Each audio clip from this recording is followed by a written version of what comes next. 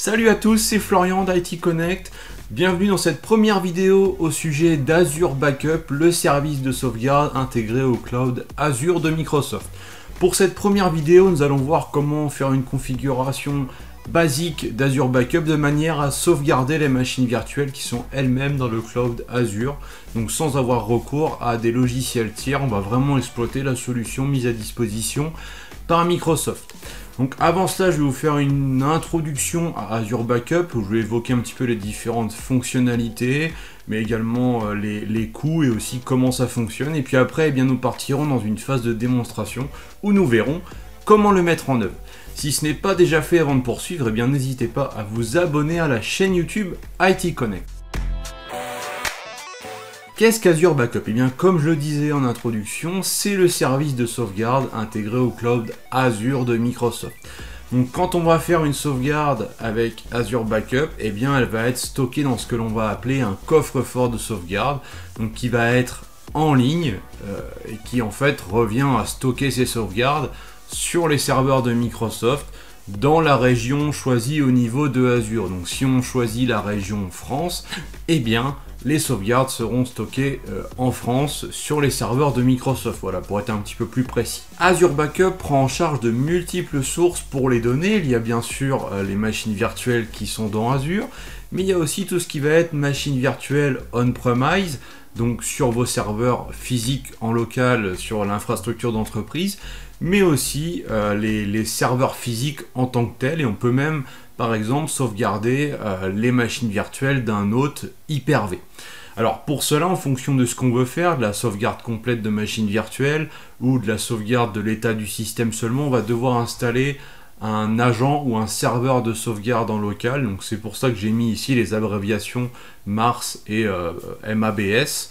En fonction des besoins que l'on a. Mais on peut vraiment sauvegarder ces ressources locales dans le cloud Azure, donc ce qui revient à faire une sauvegarde externalisée. Je pense que je vous en parlerai de cette partie-là dans une autre vidéo, on va y aller par étapes.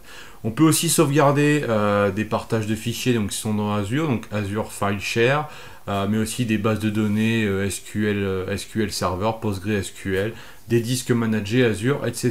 Donc tout ça est mentionné notamment dans la documentation d'Azure Backup. Je vous mettrai un certain nombre de liens intéressants en description de la vidéo. Ensuite, eh bien, on peut voir au travers de ce schéma que le service Azure Backup va vraiment permettre une gestion centralisée des sauvegardes, que ce soit les sauvegardes de notre environnement local, les sauvegardes des ressources qui sont déjà dans le cloud Azure, tout ça en ayant un certain nombre de fonctionnalités. Donc on va pouvoir gérer des stratégies de sauvegarde, on va pouvoir créer des rapports, on va pouvoir aussi connecter tout ça à Azure Monitor pour surveiller l'activité liée aux sauvegardes.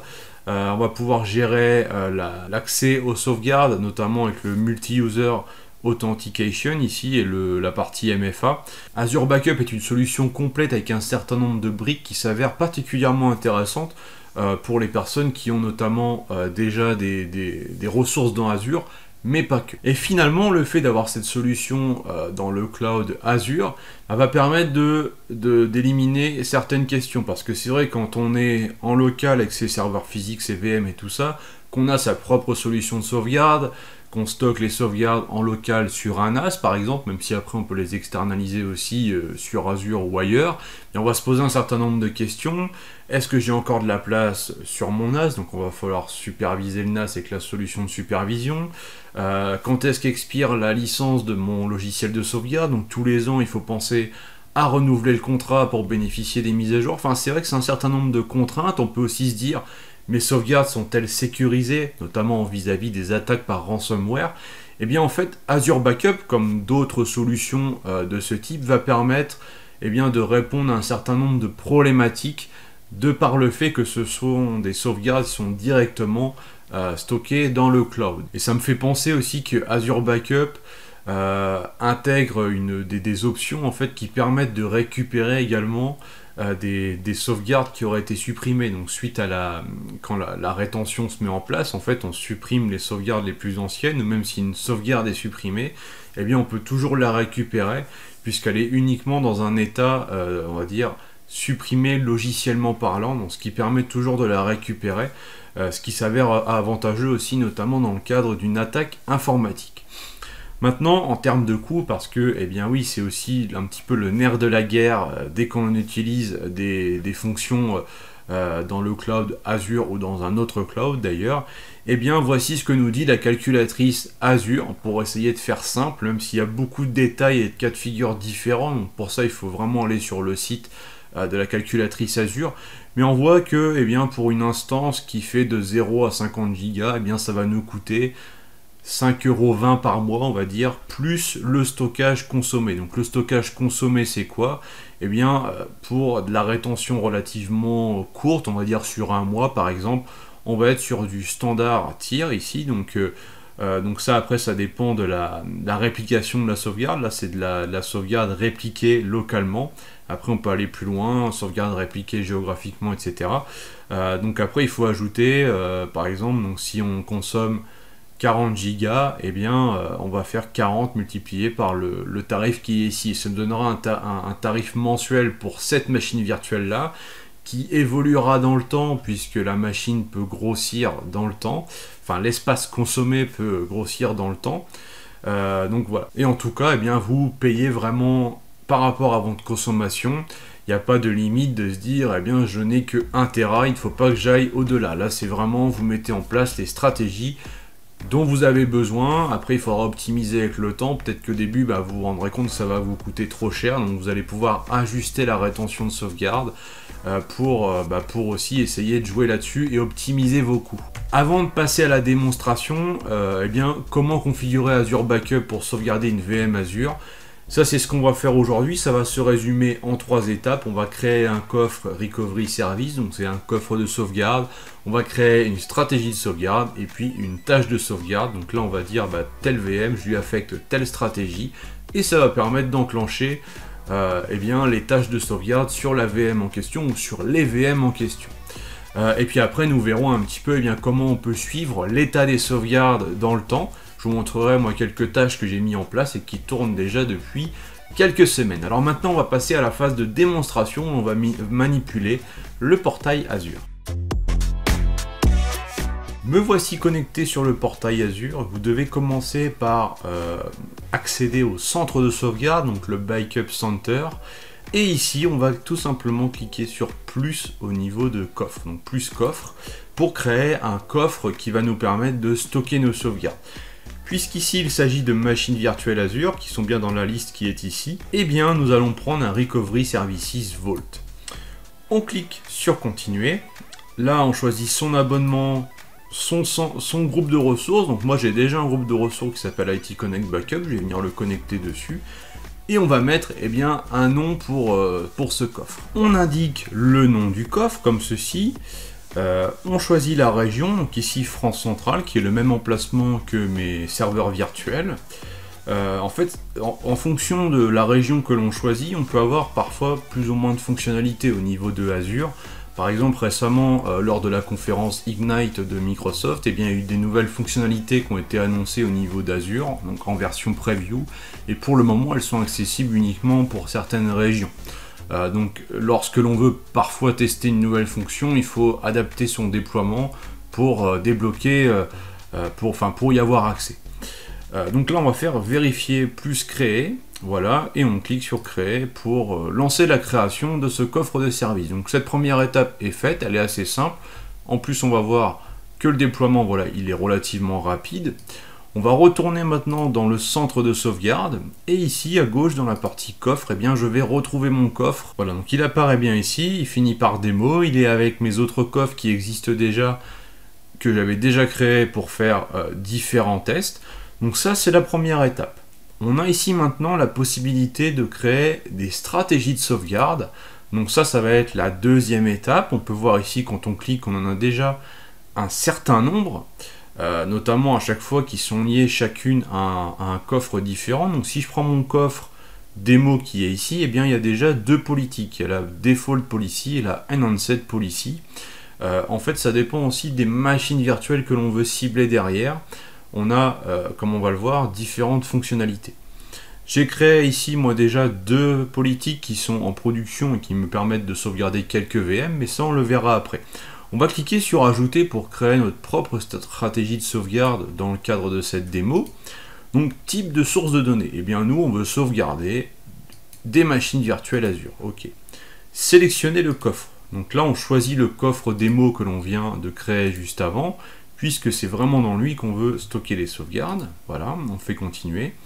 Le sous-type de stratégie, donc c'est là où on est sur de la stratégie standard ou avancée. Stratégie standard, c'est un petit peu plus limité, on peut faire qu'une sauvegarde par jour. On n'a pas non plus l'accès à la prise en charge de la machine virtuelle Azure approuvée. Donc ça, si vous créez une machine virtuelle Azure sous Windows, que vous activez l'option qui permet d'avoir le Secure Boot et tout ça, eh bien en fait, il faudra forcément prendre la méthode améliorée. Sinon, vous ne pourrez pas appliquer cette stratégie sur cette VM. Donc c'est pour ça qu'on peut être amené à créer plusieurs stratégies, une en standard, une en améliorée, en fonction des machines virtuelles que l'on va vouloir sauvegarder et de leur configuration. Rien n'empêche de créer plusieurs stratégies, même si la suite des paramètres est identique. Donc là, je vais faire une stratégie améliorée. Et on va pouvoir ensuite donc donner un nom de stratégie. Je vais nommer la stratégie démo Azure Backup, donc améliorée, voilà. Et on va pouvoir continuer la configuration. Donc là, c'est quand est-ce que l'on souhaite planifier la sauvegarde. Toutes les heures, quotidiennes, hebdomadaires. Bah moi, je vais faire une sauvegarde quotidienne de mes machines virtuelles. Ça sera tous les jours à 2 h du matin et je vais me caler bien sur le fuseau horaire de Paris, voilà, comme ceci. Restauration instantanée. Alors, conservez là où les instantanés de récupération instantanée pendant X jours. En fait, quand Azure Backup fait une sauvegarde, il va faire un instantané de la VM. Ensuite, cet instantané de la VM va être transféré vers le coffre de sauvegarde, donc ce qui va donner lieu à un point de récupération. Le fait d'avoir un certain nombre d'instantanés, donc là on peut en créer plus ou moins un certain nombre en fonction aussi de la stratégie que l'on choisit ici, et bien en fait quand on va vouloir restaurer une sauvegarde, si on restaure à partir d'un instantané, ce sera beaucoup plus rapide que s'il faut aller chercher la sauvegarde sur un coffre de sauvegarde. On peut laisser 7 instantanés, ce qui ne va pas empêcher ici de conserver le point de récupération, le point de sauvegarde pendant beaucoup plus longtemps. Là, c'est vraiment une histoire aussi de réactivité dans le cas où on aurait besoin de restaurer la sauvegarde. Donc on peut garder les points de sauvegarde quotidiens, donc pendant le nombre de jours que l'on veut. Pareil pour les semaines, pareil pour les sauvegardes mensuelles et les sauvegardes annuelles. Alors attention, quand on part sur de la sauvegarde mensuelle ou annuelle au-delà donc de 6 mois, on va passer après sur un autre tarif au niveau de la grille tarifaire de Azure, donc on avait vu tout à l'heure. Là on passe sur la grille tarifaire, donc archive tier, où l'on a des prix différents. Donc on va ici faire quelque chose de très simple. Sauvegarde, je les garde pendant 30 jours. Par contre, je veux garder la sauvegarde du dimanche pendant 12 semaines. On va prendre ça vraiment à titre d'exemple. Une fois qu'on a configuré la partie rétention, eh bien on va cliquer sur créer pour créer cette stratégie qui sera liée à notre nouveau coffre de sauvegarde. Et à partir de là, eh bien, on va pouvoir appliquer cette stratégie à une ou plusieurs machines virtuelles que l'on a sur notre tenant Azure. Maintenant, on va retourner dans le centre de sauvegarde. Au niveau des stratégies de sauvegarde, on va retrouver la politique, voilà, démo Azure Backup améliorée que l'on vient de créer. On a aussi notre coffre, donc maintenant on va basculer sur instance de sauvegarde pour créer une nouvelle tâche de sauvegarde pour une machine virtuelle. Donc on fait ici sauvegarde. Donc qu'est-ce que l'on veut sauvegarder? Bien, une machine virtuelle Azure. On sélectionne une nouvelle fois le coffre démo donc, qui a été créé précédemment. On fait continuer. Là, qu'est-ce que l'on veut appliquer comme stratégie de sauvegarde? On va appliquer la stratégie donc améliorée, ce qui nous permet d'avoir ensuite la stratégie de sauvegarde que l'on a créée précédemment, parce que si je suis en standard, du coup, il ne me la trouve pas, ce qui est logique. Donc, elle est ici. Si je me dis, zut, je me souviens plus exactement ce que j'ai fait comme configuration dans cette stratégie-là, en fait, tout est détaillé ici dans cette partie-là, détail de la stratégie, où on voit que c'est sauvegarde quotidienne à 2 h du matin, etc.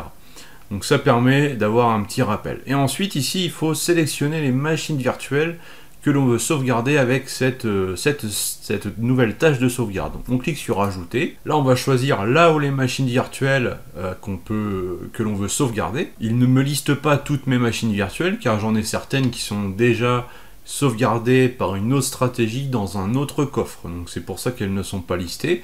Donc, par exemple, je vais prendre celle-ci, AZ Exchange, je fais OK. Donc il fait une validation en cours. Et là, donc on voit qu'elle a apparu ici dans la liste. Une fois la sélection effectuée, eh bien on clique sur activer la sauvegarde. Et là, ça y est, ma VM que j'ai sélectionnée sera sauvegardée conformément à la stratégie de sauvegarde que je lui ai appliquée. Une fois le déploiement effectué, je vais retourner dans mon centre de sauvegarde. On peut voir ici que j'ai 4 machines virtuelles qui sont protégées, donc la protection est configurée. Et ici j'ai sauvegarde planifiée, donc terminé 3, ce qui est logique parce que ma 4e VM, je viens seulement de lui appliquer une stratégie. Dans les instances de sauvegarde ici, je retrouve bien ma VM AZ-Exchange qui est donc stockée, dont les sauvegardes sont stockées au niveau du coffre qui termine par démo, comme on peut le voir ici. Donc maintenant ce que l'on va faire, c'est voir un petit peu plus les historiques de sauvegarde, notamment par rapport aux tâches que moi j'ai configurées il y a déjà quelques jours. Donc si on va déjà ici dans travaux de sauvegarde, on va pouvoir avoir un historique. Donc là par défaut c'est les dernières 24 heures des opérations de travaux de sauvegarde. Donc là j'ai bien ma VM, sauvegarde planifiée, état effectué. Donc si je clique sur une VM, je vais avoir un petit peu plus d'informations, notamment la taille de la sauvegarde, ainsi que les différentes étapes qui ont été réalisées pour faire cette sauvegarde là. Donc là on voit déclenchement d'un snapshot, et ensuite transfert des données jusqu'au coffre. Ce qui ne m'empêche pas d'avoir cette sauvegarde là en tant que point de restauration instantané en fonction de la stratégie qui a été mise en place. D'ailleurs, si je vais dans mes machines virtuelles, que je clique sur par exemple SRV-ADDS02 ici, que je descends pour trouver la partie sauvegarde, voilà, je vais pouvoir avoir des informations supplémentaires, notamment l'état de la sauvegarde propre à cette machine virtuelle là. On voit aussi que j'ai différents boutons d'action, notamment la possibilité de déclencher une sauvegarde immédiatement, de restaurer la VM et de restaurer des fichiers, voire même d'arrêter la sauvegarde pour celle-ci. Et ici sur la droite, eh bien, on a un état général de la dernière sauvegarde, la stratégie de sauvegarde qui est appliquée. Et si on descend dans la fenêtre, eh bien on a vraiment un historique. Donc là on voit que ça tourne déjà depuis 15 jours à peu près. Et on a donc ici le type de récupération. Quand c'est marqué coffre standard, c'est que c'est un point de récupération qui est dans le coffre de sauvegarde que j'ai créé. Quand c'est marqué instantané et coffre standard, c'est que c'est à la fois dans le coffre, mais également en tant que point de restauration instantanée, donc que l'on peut restaurer très facilement. Donc voilà un petit peu comment on peut suivre les sauvegardes. Nous verrons dans une autre vidéo comment recevoir des alertes et faire vraiment une bonne supervision de ces sauvegardes dans Azure, mais on va y aller par étapes. Voilà, cette première vidéo sur Azure Backup est terminée. Nous avons vu comment configurer Azure Backup de manière à sauvegarder une ou plusieurs machines virtuelles hébergées directement dans le cloud Azure. On a pris l'exemple d'une machine qui est sous Windows, même si on ne s'y est pas réellement connecté, mais on aurait très bien pu faire la même chose avec une machine sous Linux, puisque ça prend en charge les différents systèmes d'exploitation. Donc dans une prochaine vidéo, nous continuerons à explorer Azure Backup. On verra notamment comment on peut restaurer une machine virtuelle ou restaurer un seul fichier dans le cas où il y a un incident. Et puis il faut également que je vous montre comment on peut monitorer les sauvegardes, comment on peut aussi sauvegarder des ressources on-premise vers le cloud Azure pour faire une sauvegarde externalisée. N'hésitez pas en attendant à liker et à partager au maximum cette vidéo. Ciao.